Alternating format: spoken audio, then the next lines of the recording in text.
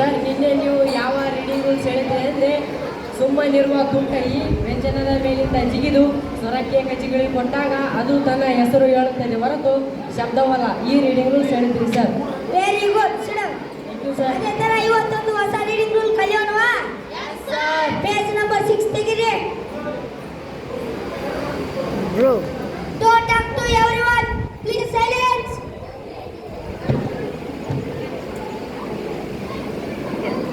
Unit 7.1 ಗೆ tick ಮಾಡ್ಕೊಳ್ಳಿ. ಇವತ್ತೊಂದನೇ session.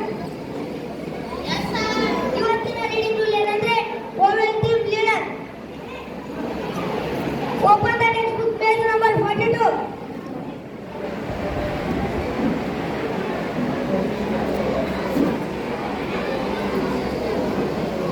ಇವತ್ತಿನ ರೀಡಿಂಗ್ ರೂಲ್ ಏನಪ್ಪಾ ಅಂದ್ರೆ ಎರಡು ಸ್ವರ ಒಟ್ಟಿಗೆ ನಡೆದಾಗ ಮೊದಲನೇ ಸ್ವರ ಅದರ ಹೆಸರು ಹೇಳುತ್ತೆ ಮತ್ತು ಎರಡನೇ ಸ್ವರ ಸುಮ್ಮನೆ ಇದೇಗಾದ್ರೆ ನಮ್ಮ ಶಾಲೆಯಲ್ಲಿ ತರಗತಿಗೆ ಎಷ್ಟು ಜನ ಲೀಡ್ ಮಾಡಿಸ್ತೀವಿ ಮಕ್ಕಳೇ?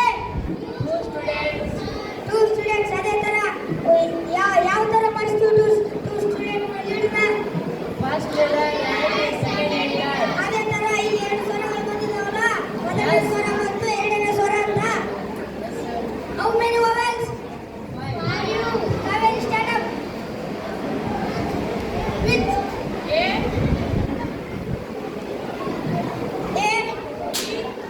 E, I, O, U. ಇದೇನು ಮಕ್ಕಳೇ? Vowels. ಇವೆಲ್ಲದೂ ನೋಡಿದ್ರಾ? ನೋಡಿ ಅಡ್ಡಾಡ್ತಾವ ಇವು? ಇವು ನಿಮ್ಮ ಜೊತೆ ಊಟ ಮಾಡಿದ್ವು ಈಗ? ಮತ್ತೆ ಎಲ್ಲಿ ಬರ್ತವೆ? ಆಲ್ಫಾಬೆಟ್ಸ್ ಅಲ್ಲಿ ಬರ್ತವೆ. Very good. ಏನು ಸರ್ ನೀವು ಎರಡು ಸ್ವರ ಒಟ್ಟಿಗೆ ನಡೆದಾಗತ್ರಿ, ಒಂದೇ ಸ್ವರ ಐತಂತ ಅನ್ಬೇಡಿ. ಇನ್ನೊಂದು ಹೇಳ್ತೀನಿ ನಿಮಗೆ. ಎ ಜೊತೆಗೆ ಐ, ಇ ಜೊತೆಗೆ ಎ, ಐ ಜೊತೆಗೆ ಇ, ಓ ಜೊತೆಗೆ ಎ, ಯು ಜೊತೆಗೆ ಇ ಬಂದಾಗ ಹೊಸ ಶಬ್ದ ಮಾಡ್ತಾವ ಅಂತ ನಾನು ಹೇಳ್ತೀನಿ. ಏನಪ್ಪ ಅಂದ್ರೆ ನಾವು ಅವಾಗ ಯಾವಾಗ ರೂಪದಲ್ಲಿ ಆ ಎ ಇ ಅಂತ ಓದ್ತಿದ್ವಿ. ಆದ್ರೆ ಈ ರೀಡಿಂಗ್ ರೂಲ್ ಚೇಂಜ್ ಇದೆ ಅಲ್ವಾ? ಎ ಅಂತ ಓದ್ತೀವಿ. ಏನಪ್ಪ ಎ ಅಂದ್ರೆ ಇಲ್ಲಿ ಎರಡು ಸಲ ಒಟ್ಟಿಗೆ ನಡೆದವಲ್ವ ಮಕ್ಕಳೇ? ನಾನು ಬರ್ದಿಲ್ಲ, ಹಂಗೆ ಇಮ್ಯಾಜಿನೇಷನ್ ಮಾಡ್ಕೊಳ್ಳಿ.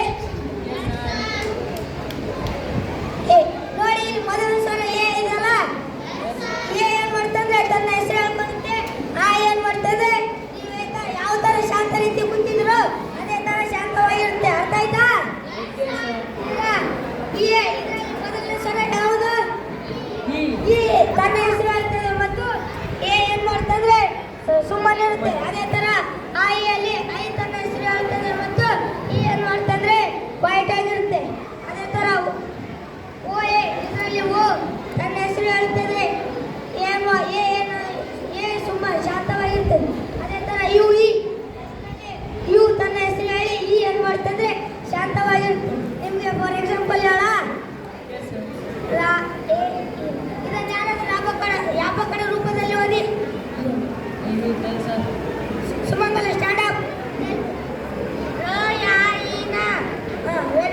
ಮಕ್ಕಳೇ ಆವಾಗ ನಾವು ರ ಯಾ ಈನ ಅಂತ ಓದ್ತಿದ್ವಿ. ಆದ್ರೆ ಆಗ ಈ ತರ ಓದ್ಬಾರ್ದು. ಯಾಕಂದ್ರೆ ಇದು ಹೊಸ ರೀಡಿಂಗ್ ರೂಲ್ ಅಲ್ವಾ? ಏನಂತ ಓದ್ಬೇಕಂದ್ರೆ ರ ಎ ಅಂತ ಓದ್ಬೇಕು. ಯಾಕಂದ್ರೆ ಇಲ್ಲಿ ಎರಡು ಸ್ವರಗಳು ಬಂದಿದ್ದಾವಲ್ಲ, ಎ ತನ್ನ ಹೆಸರು ಹಾಕಂದ್ರೆ ಈ ಲೀಡರ್ ಎ ಆಗುತ್ತೆ. ಅದೇ ತರ ಈ ಸ್ಟೆಪ್ ಫಾರ್ ಇಂಡಿಯಾಕ್ಕೂ ಲೀಡರ್ಸ್ಗಳಾದಂತ ಡಾಕ್ಟರ್ ನಂದಿನಿ ಅರಸ್ ಮೇಡಮ್ ಆಗಿರ್ಬೋದು, ಸಂಗನ ಲಕ್ಷ್ಮಿ ಮೇಡಮ್ ಆಗಿರ್ಬೋದು, ಶೈಲಾ ರೆಡ್ಡಿ ಮೇಡಮ್ ಆಗಿರ್ಬೋದು, ಶಾಂತಿ ನೇರ ಮೇಡಮ್ ಅವರು ಮತ್ತು ವಿಶೇಷ ಸಲಹೆಗಾರರಾಗಿ ಗಾಯತ್ರಿ ದೇವದತ್ತ ಮೇಡಮ್ ಯಾವ ತರ ಈ ಸ್ಟೆಪ್ ಫಾರ್ ಇಂಡಿಯಾಕ್ಕೆ ಲೀಡರು, ಅದೇ ತರ ಈ ಟೀಮ್ಗೆ ಎ ಲೀಡರ್. ಅರ್ಥ ಆಯ್ತಾ ಮಕ್ಕಳೇ? ಈಗ ಈ ಟೀಮ್ಗೆ ಉದಾಹರಣೆ ಏನು ಕೊಡೋಣ ಅಂದ್ರೆ ನೋಡಿ ಮಕ್ಕಳೇ, ಟೀಮ್ ಅಲ್ಲಿ ಎರಡು ಸ್ವರ ಬಂದ್ವಲ್ಲ, ಅಂತ ಹೇಳುತ್ತಲ್ವಾ ಟೀಮ್ ಅಂತ. ಫಾರ್ ಎಕ್ಸಾಂಪಲ್ ಏನಂದ್ರೆ ಊರಿನಿಂದ ಈ ಸ್ಟೆಪ್ ಫಾರ್ ಇಂಡಿಯಾ ಕಾರ್ಯಕ್ರಮಕ್ಕೆ ಎಲ್ಲ ಊರಿನಿಂದ ಟೀಮ್ಗಳು ಬಂದಿದ್ದಾವಲ್ವಾ? ಫಾರ್ ಎಕ್ಸಾಂಪಲ್ ನಮ್ಮ ಊರಿನಿಂದ ಒಂದು ಟೀಮ್ ಬಂದಿದೆ. ಅದೇ ತರ hockey team, kabaddi team, volleyball team ಎಲ್ಲ ತರದಲ್ಲಿ ಟೀಮ್ಗಳಿಗೆ ನಾಯಕನನ್ನು ಕಾಣ್ತೀವಲ್ವಾ? ಅದೇ ಟೀಮ್. ಅದೇ ತರ ಈ ಓವಲ್ಸ್ಗೆ ಒಬ್ಬ ನಾಯಕನನ್ನು ಕಾಣ್ತೀವಿ ನಾವು. ಅರ್ಥ ಆಯ್ತಾ? ಈಗ ಐಗೆ ಎಕ್ಸಾಂಪಲ್ ಏನಂದ್ರೆ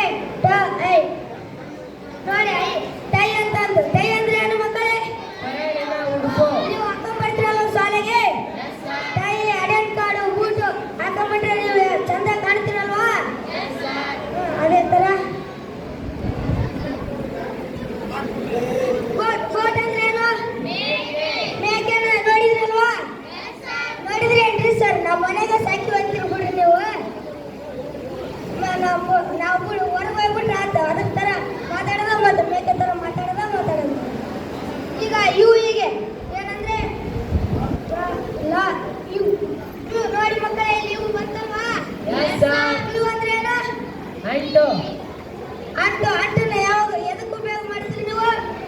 ಪುಸ್ತಕ ಹಿಡಿದಾಗ. ಪುಸ್ತಕ ಯೂಸ್ ಮಾಡ್ತೀರಿ. ಇದು ಯಾರು ಇದನ್ನ ಓದಿ? ವೈ ಓ ಯು ಇದನ್ನ ಯಾರಾದ್ರೂ ಓದಿ? I will tell sir. Suresh stand up. Tell me. U. U ಹೇಗೆ ಆಗುತ್ತಪ್ಪ ಇದು? ಸರ್ ಅಲ್ಲಿ ವಾಯ್ಸ್ ಸೆಮಿ ಓವೆಲ್ ಬಂದಿದೆ, ಅದಕ್ಕಾಗಿ ಅದು ಯು ಅಂತ ಹೇಳ್ತಾರೆ. ವೈ ಸೆಮಿ ಓವೆಲ್ ಯಾರು ಹೇಳ್ಕೊಟ್ರು ನಿಮಗೆ? ವೈ ಸೆಮಿ ಓವೆಲ್ ನೀವೇ ಸರ್. ನಾ ಯಾವಾಗ ಹೇಳ್ಕೊಟ್ಟೆ? ನಿನ್ನೆ ತರಗತಿಯಲ್ಲಿ ಸರ್. ಹಾ ವೆರಿ ಗುಡ್. ಅಂದ್ರೆ ಅರ್ಥ ಇದೆ ಅನಿಸುತ್ತೆ.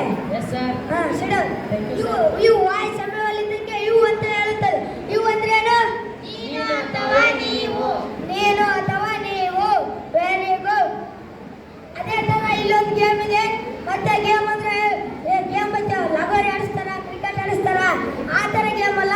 ಇದು ಯಾವುದಂದ್ರೆ ಫೋನಿಕ್ಸ್ ಚಿಚ್ಚ ಗೇಮ್ ಅಂತ. ಇದನ್ನು ಆಡಿಸಲು ನನ್ನ ಸಹೋದರನಾದ ಸುರೇಶ್ ಬರ್ತಿದ್ದಾರೆ. ಧನ್ಯವಾದಗಳು.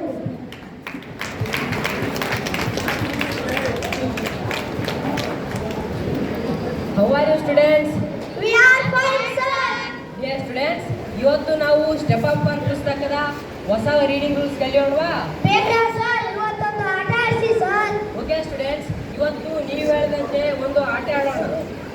Students, today class will A very interesting game in step up for India. ಅಂದರೆ ಇವತ್ತು ನಾವು ಒಂದು ಆಸಕ್ತಿದಾಯಕ ಗೇಮನ್ನು ಆಡೋಣ. ಆ ಗೇಮ್ ಸ್ಟೆಪ್ ಅಪ್ ಫಾರ್ ಪುಸ್ತಕದಲ್ಲಿದೆ. ಆ ಗೇಮ್ ಹೆಸರೇನಪ್ಪ ಅಂದರೆ phonics zigzag game. Okay students, ಇಷ್ಟೊತ್ತು ನನ್ನ ಸಹೋದರನಾಗಿರುವಂಥ ವಿಜಯ್ ಕುಮಾರ್ ನಿಮಗೆ ಒಂದು ರೀಡಿಂಗ್ ರೂಲ್ಸ್ ಹೇಳಿದ್ರು ತಾನೆ?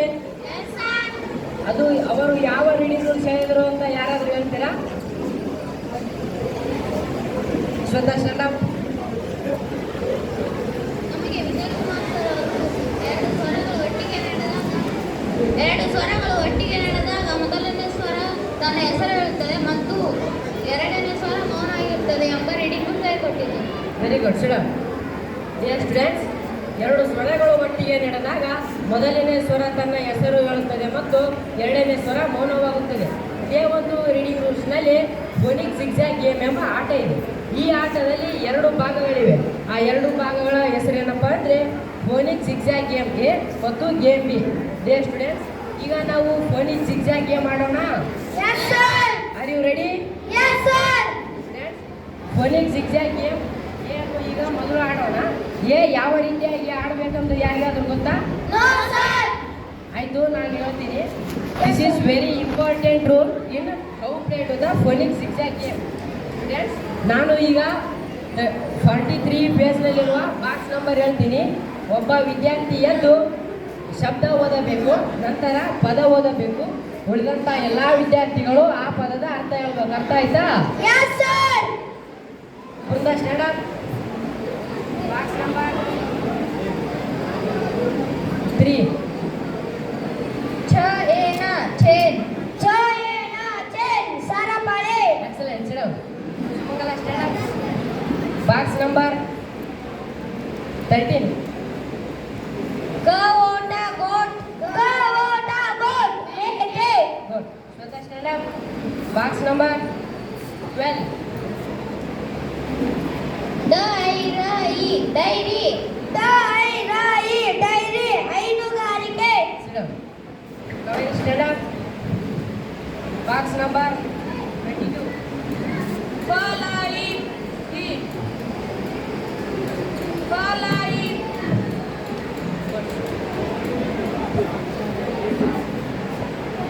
Samyasya, stand up. Box number 32. Slip. Good. Vijay Kumar, stand up. Box number 37. Dairy. ಪುಸ್ತಕ ಸ್ಟೂಡೆಂಟ್ಸ್, ಬಾಕ್ಸ್ ನಂಬರ್ 12 ಮತ್ತು ಬಾಕ್ಸ್ ನಂಬರ್ 37 ನಲ್ಲೂ ಎರಡಕ್ಕೂ ನಾವು ಡೈರಿ ಅಂತ ಓದ್ತೀವಿ ತಾನೆ? Yes, sir. DAIR ಅಂದ್ರೆ ಏನು? ಡೈರಿ ಹೈನುಗಾರಿಕೆ. ಅದೇ ರೀತಿಯಾಗಿ DIARY ಅಂದ್ರೇನು? ಡೈರಿ ಪುಸ್ತಕ. ನಾವು ಇಂಗ್ಲಿಷ್ನಲ್ಲಿ ಇಂಥ ಪದಗಳಿಗೆ ಏನಂತ ಕರಿತೀವಿ? ಹೋಮೋಫೋನ್ಸ್. ಹೋಮೋಫೋನ್ಸ್ ಕನ್ನಡದಲ್ಲಿ ಏನಂತ ಕರಿತೀವಿ? ಸಂಕ್ಷೇಪಗಳು. ಎಕ್ಸಲೆಂಟ್. ಸ್ಟೂಡೆಂಟ್ಸ್, ಈಗ ನಾವು ಇಷ್ಟೊತ್ತು ಫೋನಿಕ್ಸ್ ಜಿಗ್ಜ್ಯಾಗ್ ಗೇಮ್ ಏನು ಆಡಿದ್ವಿ. ಈಗ ಫೋನಿಕ್ಸ್ ಶಿಕ್ಷೆ ಗೇಮ್ ಕ್ಲಿಯರ್ ಮಾಡೋವಾ? Yes sir. ಓಕೆ ಸ್ಟೂಡೆಂಟ್ಸ್, ಈಗ ಇಷ್ಟೊತ್ತು ನಾವು ಫೋನಿಗೆ ಶಿಕ್ಷೆ ಗೇಮ್ ಮಾಡಿದ್ವಿ. ಈಗ ಇನ್ನೊಂದು ಇಲ್ಲಿ ರೀಡಿಂಗ್ ರೂಲ್ಸ್ ಇದೆ. Thank you.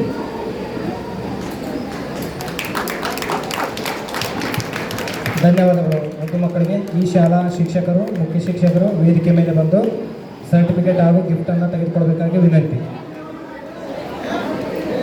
ಅಂಗುಡ್ಡ ಶಾಲಾ ಮುಖ್ಯ ಶಿಕ್ಷಕ